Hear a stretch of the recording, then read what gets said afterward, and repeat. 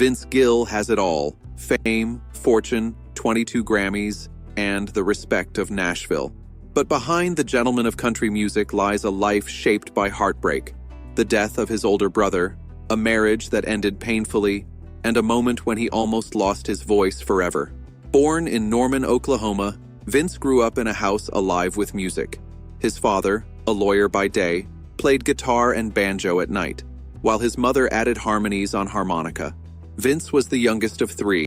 At 5, his grandmother gave him a guitar, and he quickly discovered that music wasn't just for listening, it was for expressing emotion. With guidance from mentor Julian Atkins, Vince mastered multiple instruments, while his half-brother Bob Cohen became his first musical companion and anchor. Together, they dreamed of big stages and shared a love for guitar, radio songs, and laughter. Tragedy struck in 1967 when Bob, 22, suffered a severe car accident, leaving him with lasting brain injuries. Vince, only 10, watched helplessly as his brother changed. Then, in 1993, Bob passed away from complications, leaving Vince devastated. "I couldn't protect the most important person," he admitted. In that grief, Vince turned to music, eventually completing Go Rest High on That Mountain, a song born from personal loss and love. It became an anthem for millions mourning loved ones, earning him 2 Grammys and countless tearful moments on stage. Even now, at 68, Vince's performances are infused with memories of Bob. "Bob is the reason I sing today," he says, a reminder that behind his gentle voice lies a life shaped by love, loss, and the healing power of music. Early tragedy gave Vince Gill a rare depth. He doesn't sing about pain as an idea, but as something he has lived. Leaving Norman, Oklahoma, he chased his dream in the 1970s, playing in smoky bars with mountain smoke. One night, after bottles flew at him, he walked off stage saying, "I won't let anyone disrespect my music." That fire shaped his resilience. In 1976, he moved to Los Angeles, joined Byron Berlin's Sundance Band, and in 1978 became lead vocalist for Pure Prairie League. He scored his first hit with Let Me Love You Tonight, toured nationwide, but left in 1982 amid tensions, learning lessons in perseverance and dignity. Going solo, Vince moved to Nashville and signed with RCA Records. Early albums struggled, and he performed in small clubs and as a session musician, but his persistence refined his voice and songwriting. The 1990s brought his breakthrough. When I Call Your Name earned his first Grammy, followed by I Still Believe in You topping charts in 1992. Hit after hit, and 22 Grammys later, Vince became one of country music's greatest voices, with songs like One More Last Chance and Whenever You Come Around becoming generational anthems. Vince's career expanded beyond Nashville. In 2017, he joined the Eagles to honor Glenn Frey, performing classics like Take It Easy with Don Henley and Joe Walsh. "I was shaking when I got that call," he admitted. Even success didn't shield him from setbacks. Vince invested heavily in startups like Blue Sky Tech and Green Energy Solutions, losing millions.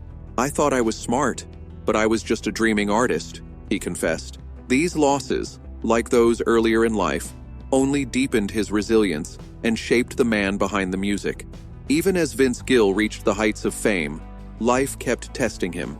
Business ventures collapsed, one after another. Supply chain failures and economic crises wiped out more than half of his investments. Risky bets in Bitcoin and altcoins lost $300,000, and Cineworld Entertainment, a movie theater chain where he invested $1 million, went bankrupt during the 2020 pandemic. In total, Vince lost over $5 million, a staggering amount, even for a star of his stature. The financial losses were devastating, but even deeper pain came from the heart. Vince's first marriage, to Janice Oliver of Sweethearts of the Rodeo, ended in 1997 after 17 years. Early days were sweet. A small house, shared meals, and the joy of raising their daughter Jenny. But long tours, recording sessions, and growing fame created emotional distance. Rumors of Vince's friendship with Amy Grant only fueled suspicion, and eventually, the marriage dissolved. "It was the biggest failure of my life," Vince admitted, haunted most by the guilt toward his daughter. Vince found hope again with Amy Grant. They married quietly and in 2001 welcomed their daughter Karina. Life seemed peaceful, yet the artist's journey never allowed rest. Vince faced a vocal crisis, severe inflammation threatening to silence him permanently. Recovery took weeks of relearning to sing, and he later faced kidney stones that led to serious infection and hospitalization. Even his loved ones were not spared. In 2020, Amy Grant was diagnosed with a rare congenital heart defect, forcing her heart to work overtime. Through it all, Vince's resilience, shaped by decades of personal and professional trials, kept him standing, proving that the man behind the gentleman of country music had endured more than most could imagine. Surprisingly, Amy Grant's heart condition was discovered by chance when Vince went for a checkup. Vince was healthy, but Amy required urgent surgery. In June 2020, she underwent a 5-hour open-heart operation at Vanderbilt Hospital, and Vince stayed by her side, praying for the woman he loved most. After surgery, Amy felt reborn. "I feel like I'm breathing for the first time," she said. Vince and Amy adjusted their life to a slower, more careful rhythm, cherishing every moment together. Yet, tragedy returned. In July 2022, Amy suffered a serious biking accident, leaving her with a brain injury that caused memory loss, balance issues, and months of recovery.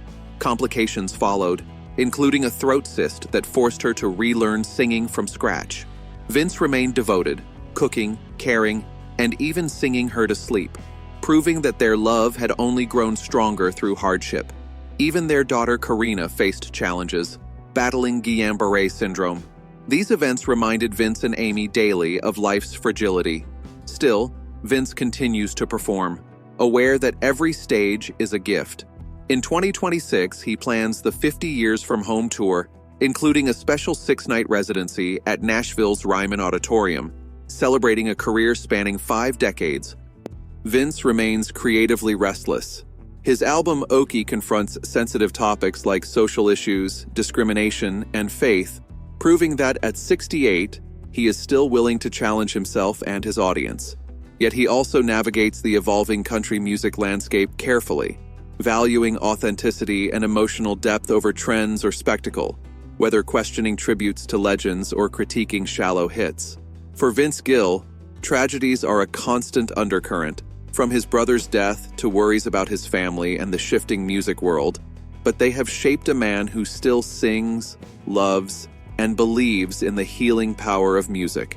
At 68, every note he performs, every song he writes, reflects a life lived fully, with pain, perseverance, and grace. Vince's story reminds us that even amid heartbreak, there is hope, and music can guide us through it all.